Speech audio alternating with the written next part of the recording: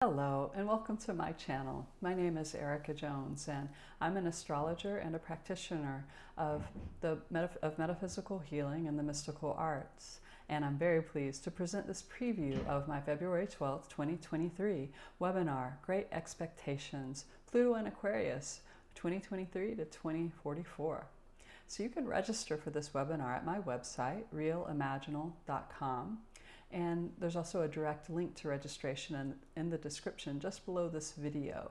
And you can register there, or you could purchase a copy of the recording if you're watching this video after February 12th. And as well, if you're unable to attend live, though note, there will be a Q&A at the end of the February 12th presentation. You can also receive a copy of the recording if you can't be there live. So about the webinar. So it's suitable for astrology enthusiasts and those seeking to better understand and cooperate with cosmic influences, as well as more advanced students of astrology. I'm all about preparing in advance of welcoming cosmic influences into the world and into our lives, and trying to generate greater awareness in advance of their arrival, because I've experienced and witnessed great success with looking as honestly as possible at the good, the bad, and the unknown of incoming astrological influences, cooperating with their pressures and openings as much as possible in service of the flourishing of life, and overcoming limiting beliefs or patterns or habits, and really finding a greater responsiveness to this present moment, to be more spontaneous and here now on Earth in the present. So really that's my orientation to discussing upcoming astrological influences. Because if astrology can support greater psychological and spiritual health, wholeness, and improved relationships with self, other, and society, and I do believe that astrology has that potential, then trying to understand these larger world-shaping movements, the outer planetary movements in the anima mundi, the larger developmental arcs within the soul of the world, understanding how they have expressed in the past and could express in the future, can give us a little more perspective and the chance of making better choices, lessening the possibility of becoming merely possessed by these enormous cosmic forces. But the outer planetary alignments, those involving Uranus, Neptune, and Pluto, including their interactions with Jupiter and Saturn, really represent transpersonal forces, that is, cosmic patterns of experience that completely transcend our individuality. They can be quite impersonal. And it's true that Jupiter and Saturn are a little more down to earth. They're interpersonal. They have more recognizable forms, more humane feeling. But the three outer planets of Uranus, Neptune, and Pluto command us. And learning to work with these is necessarily humbling, and that can be a good thing. Even as I discuss the large historical and cultural correlations of previous cycles in the presentation on February 12th, while looking at current developments that kind of feed into the next 2 decades, really it is our individual life, our individual lives, which create that culture, which have to go through those developments in order to grow and evolve and generate life. So there really is no collective without the individual.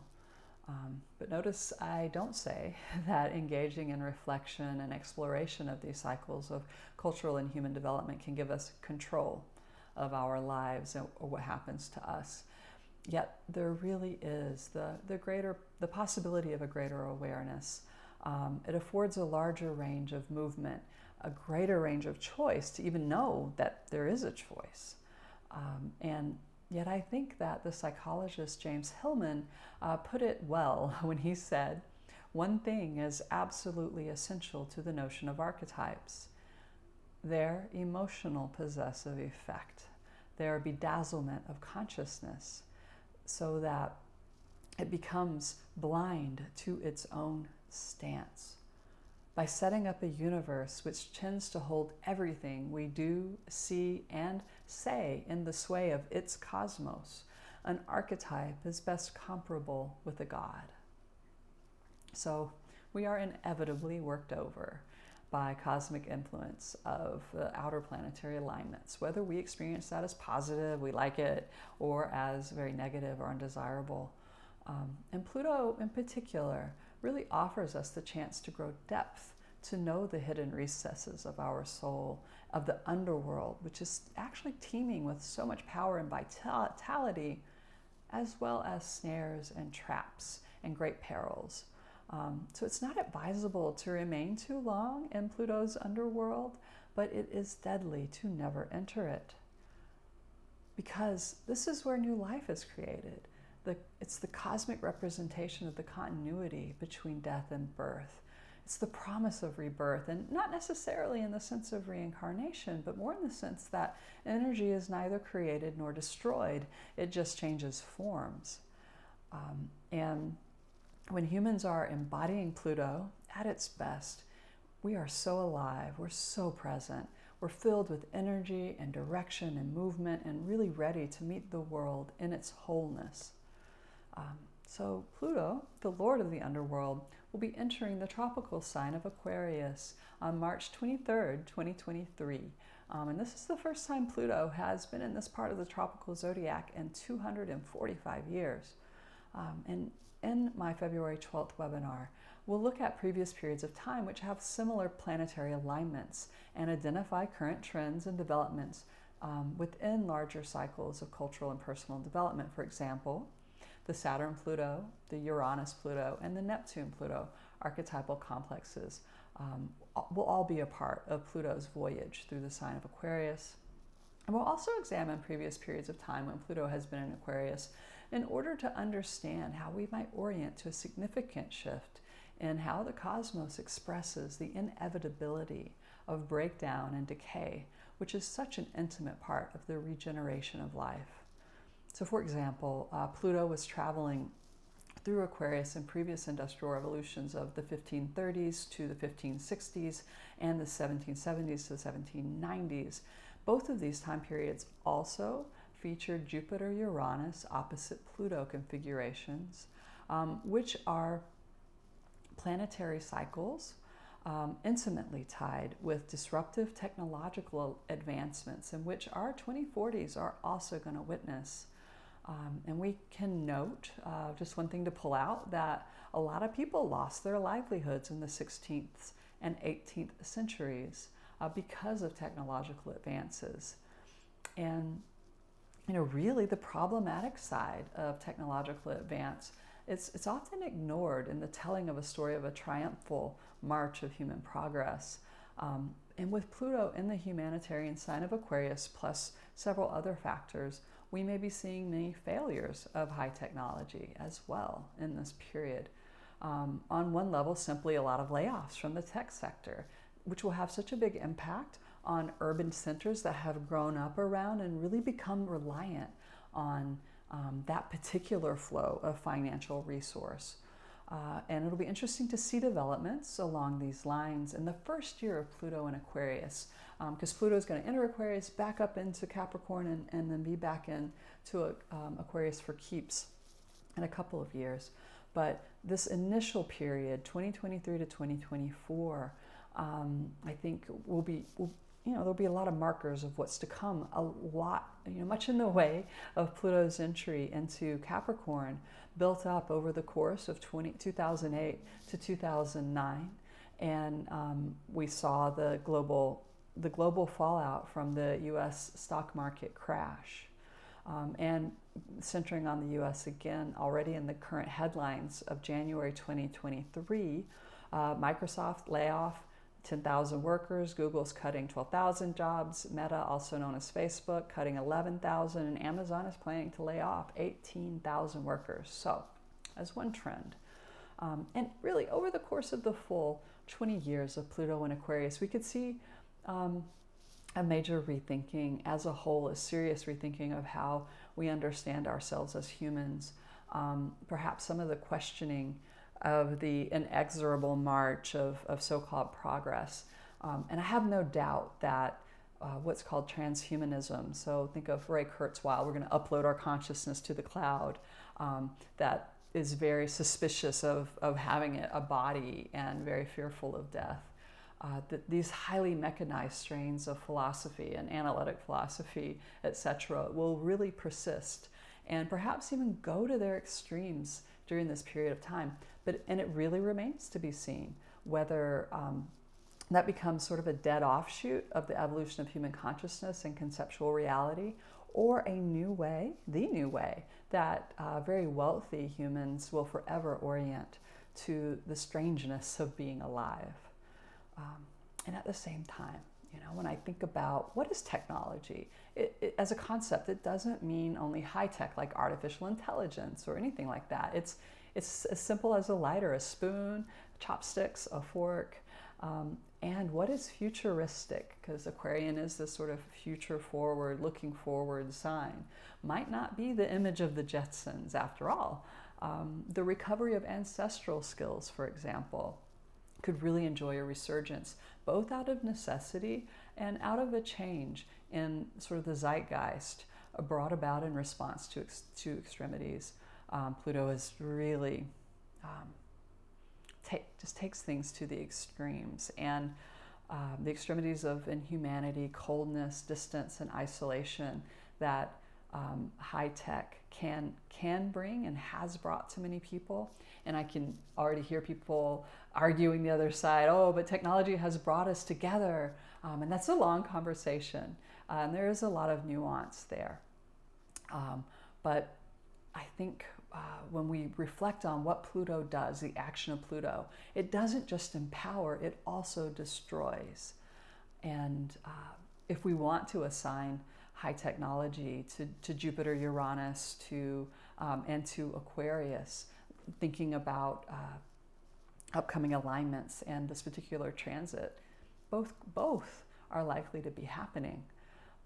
So in this talk, February 12th, we're going to scope way out to an idea that consciousness itself can evolve. So Pluto is beginning to wrap up a 100-year-long sextile to Neptune. And this always follows the conjunction of Neptune and Pluto. That last happened in the 1890s. And the interaction of Neptune and Pluto carries significance for the evolution, Pluto, of consciousness, Neptune. And human self-reflective consciousness has been birthed out of the matrix of a living planet and a living sky in a very long process.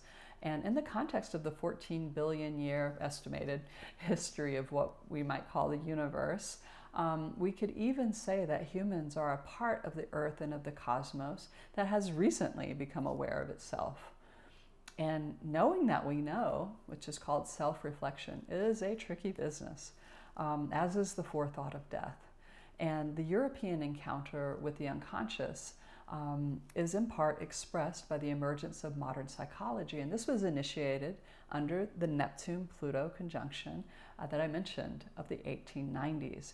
So we might expect, as this sextile is wrapping up this harmonious confluence of Neptune and Pluto, of integrating support, as that sextile separates over the very end of Pluto and Aquarius, that we could expect the movement between the sense of being an individual self and the sense of belonging to something larger than oneself being deeply in play, as this is coming to a conclusion. And there's the potential for both dystopian and revitalizing dynamics and outcomes. And so lastly, in the Great Expectations webinar on February 12th, we'll also scope way back down to a more personal exploration. Pluto has an extremely variable speed due to its extreme elliptical orbit. Extreme Pluto. It spends 20 years in Aquarius as compared to 15 years in the previous sign of Capricorn. And this means that transits from Pluto to our natal charts are going to get longer. And so we're going to look at Pluto's transits of the angles of natal charts. So the ascendant and the descendant, the east and the west of the chart, and the midheaven at the very top, the nadir at the very bottom. These are very sensitive points that are very impacted by transits, particularly from the outer planets. And we'll remember that Pluto isn't this abstract thing out there transiting your chart. It is your Pluto. It really, the flavor and the dynamism of those transits really reflect your relationship, our individual relationship with Pluto as expressed in our natal chart and also in our personal developmental trajectory. So we can also make useful general statements about these transits to the angles. And so that's it for this little preview. I really hope to meet you on February 12th for Great Expectations, Pluto and Aquarius, 2023 to 2044. And there's time for Q&A at the end of the talk, and we'll consider these topics I've mentioned and a lot more, including how we might best prepare. So the registration page, again, is linked in the description below. If you're watching this after February 12th, you can follow that link and find a copy there to purchase. And if you cannot attend live, you can also receive a copy of the recording. So if you've enjoyed this video, please like, subscribe, and hit the little notification bell to receive notifications when I upload new videos. So I'm Erica Jones. I'm an astrologer and a practitioner of metaphysical healing and mystical arts. And I thank you so much for watching, and I send you best wishes for your well-being in all the ways.